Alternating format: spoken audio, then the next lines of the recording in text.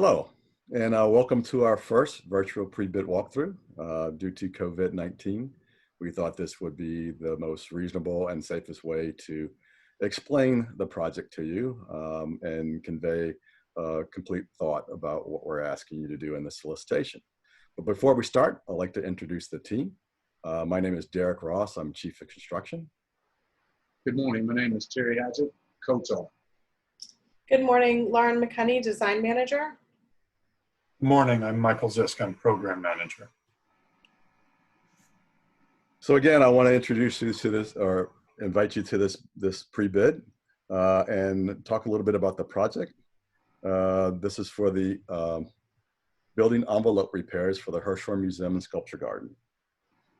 The building is a cylindrical building that's 231 feet in diameter, raised above the deck on a 14-foot above the deck, above a paved plaza with a basement below. The building is clad with precast panels with exposed aggregates of crushed pink granite. The building has performed poorly in the past in respect to moisture infiltration and thermal performance. And this project is going to require you in seeking proposals to replace those panels and the roof. But I want you to pay special attention to the loading of the deck, the matching of the aggregate, that's very important to the historic nature of the building. And note the fact that we want you to remove all the panels, 100% of the panels, to scan the buildings to be part of your as-built for your BIM delivery. I want you to be made aware of too, that the project is bound by two different jurisdictional authorities. Independence Avenue to the south and 7th Street to the east is being, DDOT has the authority on both of those streets. And to the north, Jefferson Drive, the authority is the National Park Service. All three streets require permitting, as well as any deliveries and any transportation of equipment that you have, you're responsible for all permits. However, the Smithsonian will assist you on getting the permits with the National Park Service.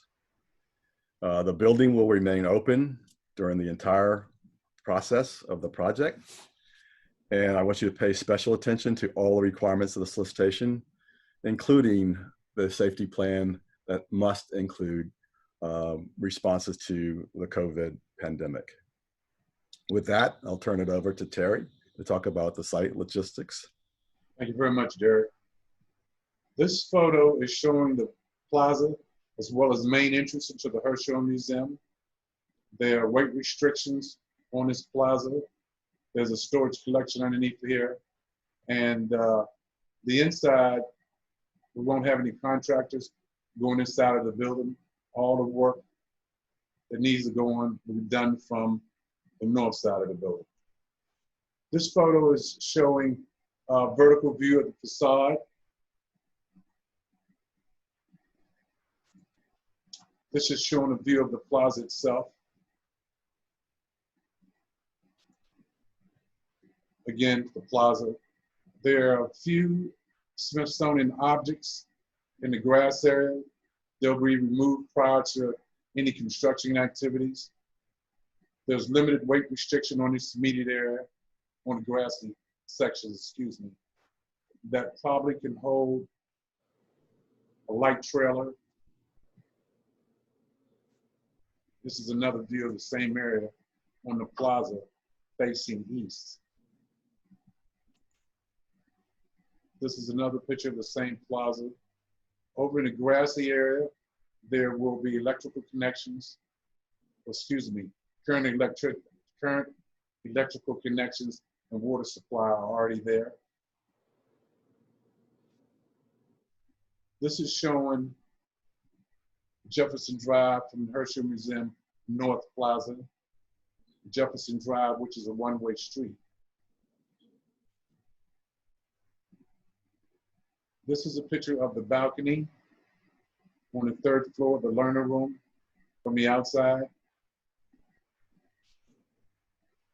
This is a better overall view of the Hirshhorn Museum and Plaza, Jefferson Drive, a potential staging area facing south.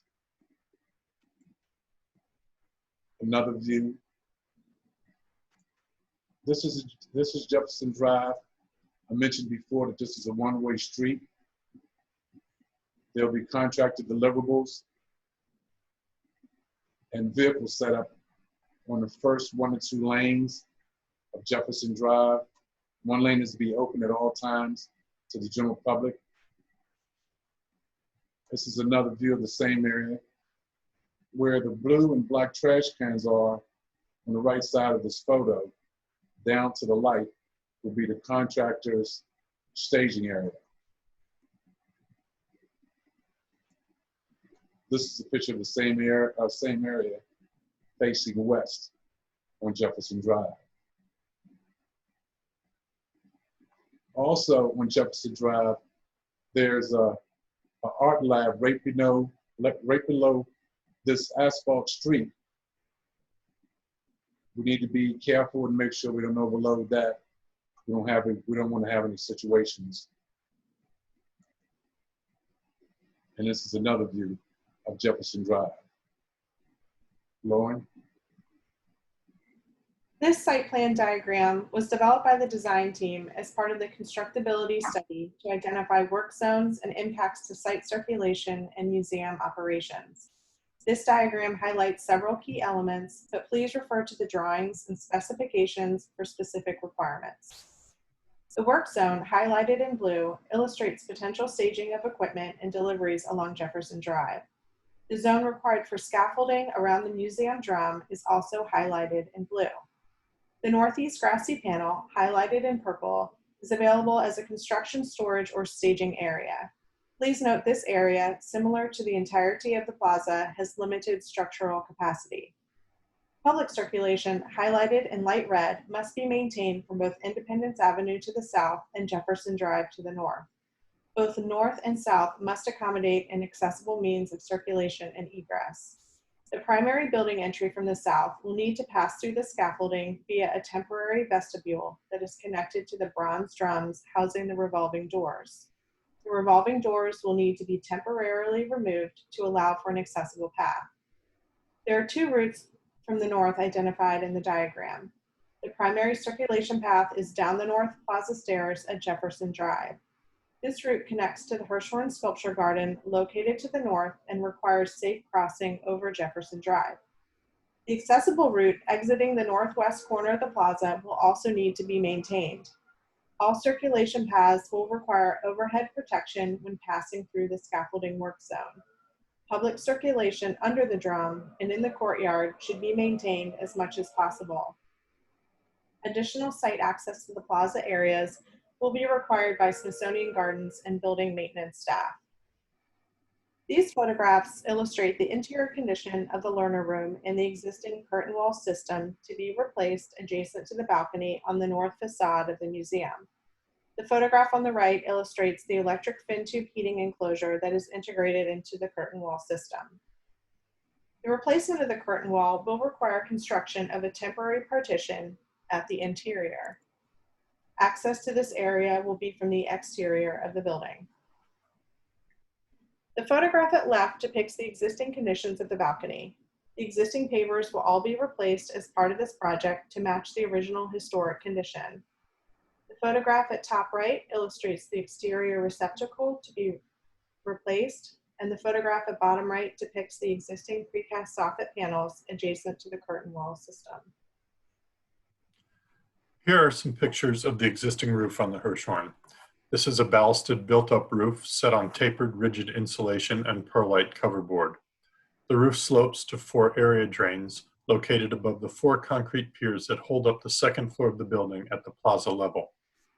The current roof has a very low slope, 1/16 to 1/8 inch per foot, and codes allow for this slope to be reproduced in this case.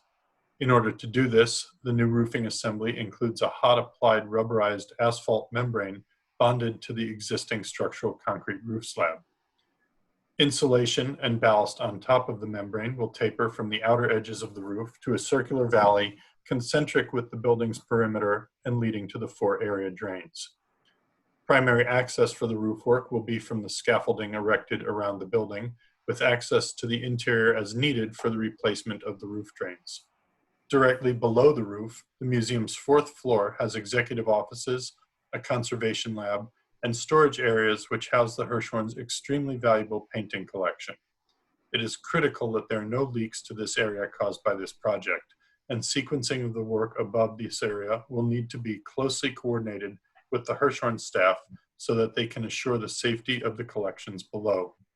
Please refer to the requirements in the documents that only as much of the existing roof is removed as can be replaced within the same shift, and also for the requirements for providing information regarding your starting point and construction sequencing for this work as part of your proposal. As Michael said, please follow the requirements of the solicitation. It's important that you understand what we are asking for here and you present it as such.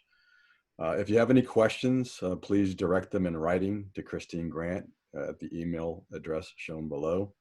And if you require any in-person site review, contact her as well, and we'll try to set that up for small groups. We're asking to keep the group small during the pandemic. Again, thank you for your time and effort, and good luck.